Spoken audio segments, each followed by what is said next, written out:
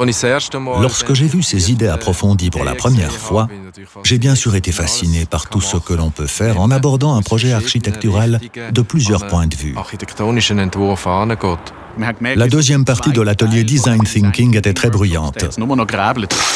Mais ce qui en est sorti est absolument extraordinaire.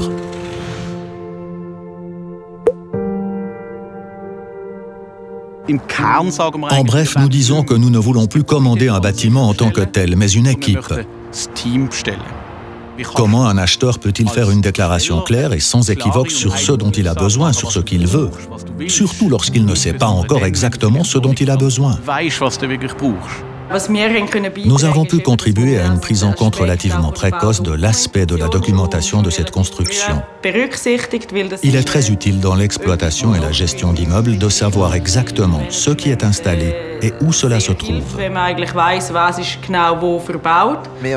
Nous aimerions aussi assister nos clients pour la technique du bâtiment pendant l'exploitation. Ce qui est nécessaire lors de l'exploitation n'est toujours défini que très tard dans les projets de construction. Ce qui est important, c'est que cela ne peut plus être fait par une seule personne. Il faut beaucoup de connaissances et ces connaissances sont réparties.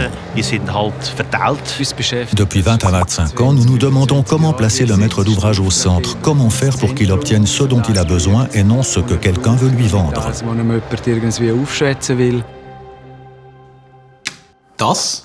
Voici notre client.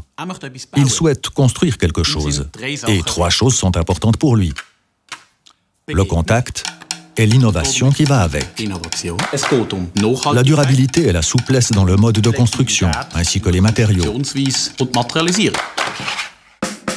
Il doit obtenir ces 3 éléments. Comment fait-il? Il ne sait pas encore à quoi ressemblera son bâtiment et la réalité ressemble à ça. Il doit alors trouver ses repères pour pouvoir dire ce dont il a besoin. Pour cela, il existe une aide. Elle se présente sous la forme de ce que l'on appelle un configurateur d'expertise. Le client peut y réunir systématiquement tous les sujets essentiels à sa commande. Il ne commande plus un projet, mais une équipe.